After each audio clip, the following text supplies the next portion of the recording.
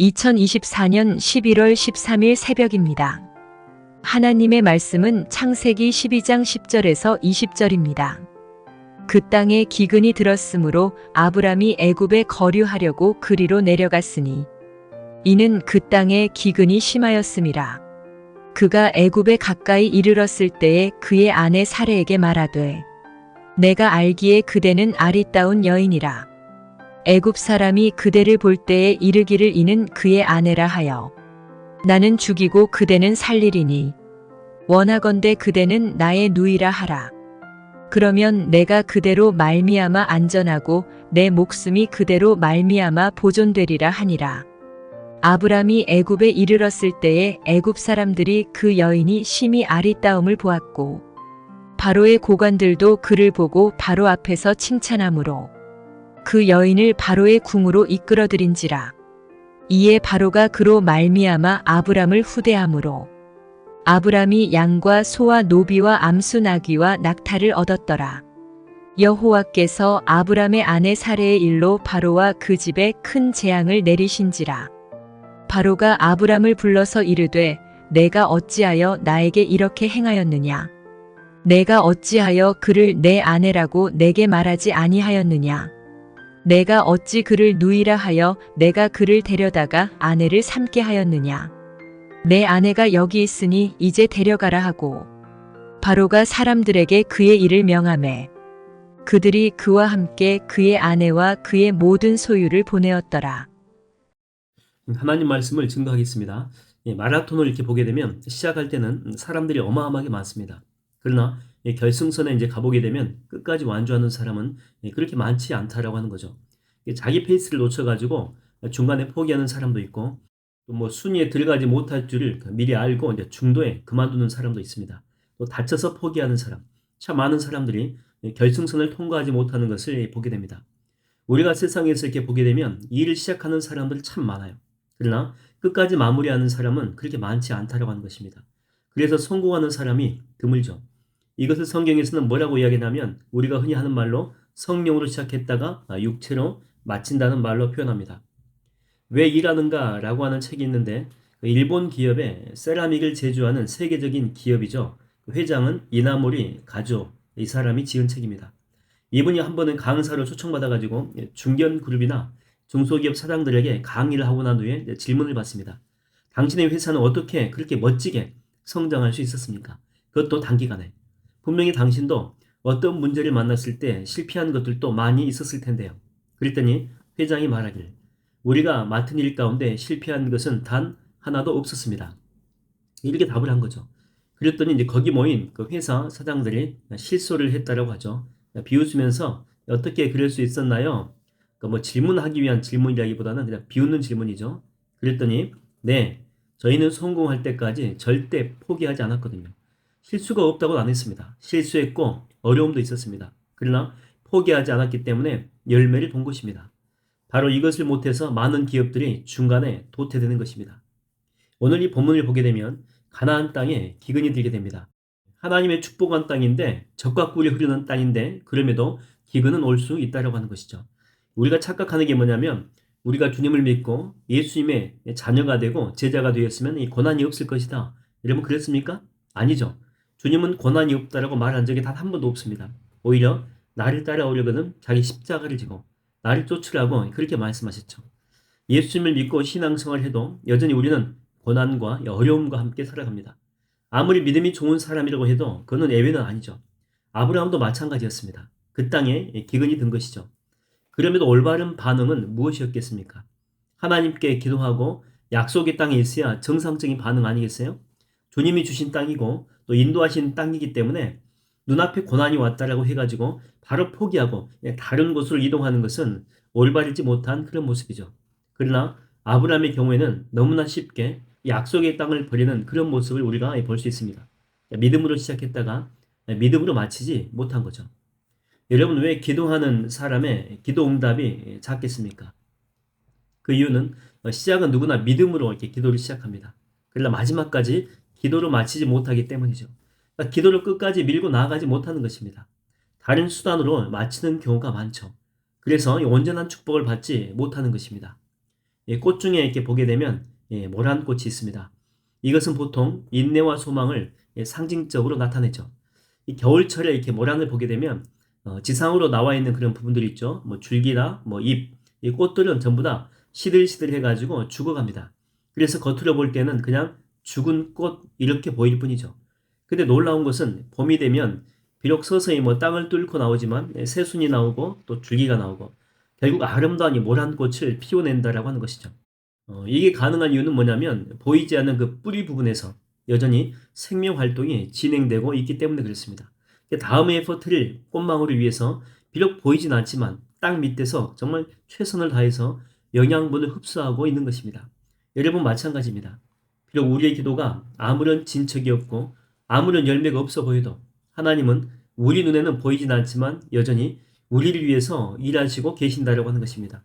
그래서 주님은요, 우리가 기도를 포기하지 않기를 원하십니다. 미리부터 실망하지 않게 되기를 원하시는 거죠. 누구나 인생을 이렇게 살다 보면 어려운 일은 반드시 있게 됩니다. 그리고 처음에는 다 기도합니다. 어려움에서 이 험한 시험 물속에서 나를 좀 건져내 달라고. 그런데 이제 아무런 반응이 없는 것 같습니다. 그때가 더욱더 중요하죠.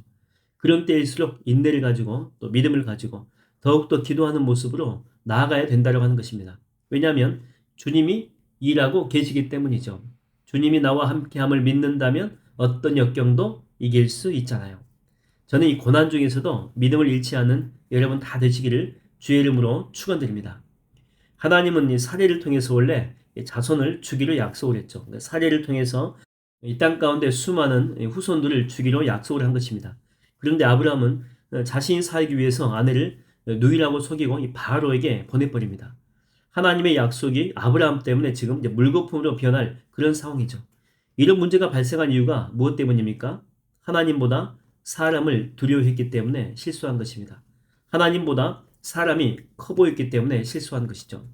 이 베드로가 이 물 위를 걷다가 물에 빠져간 이유가 무엇 때문에 그랬습니까? 주님보다 풍랑이 훨씬 더 커 보였기 때문에 그랬습니다. 여러분의 눈에는 세상이 커 보입니까? 아니면 주님이 커 보입니까?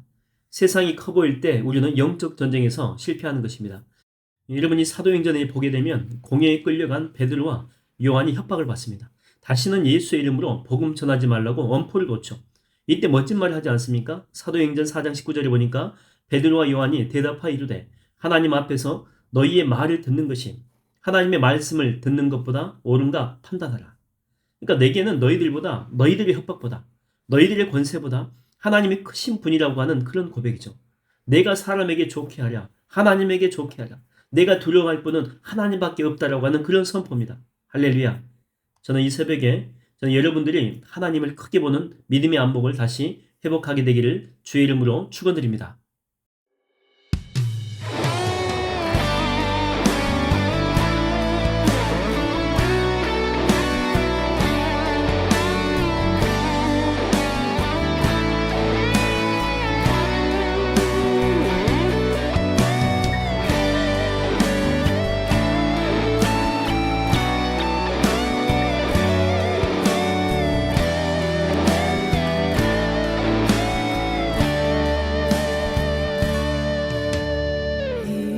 이곳에 생명샘 솟아나 눈물 골짝 지나갈 때에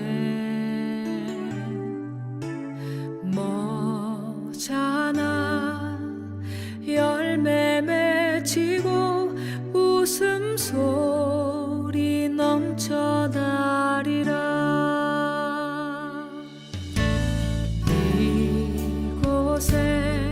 생명샘 솟아나 눈물 골짝 지나갈 때에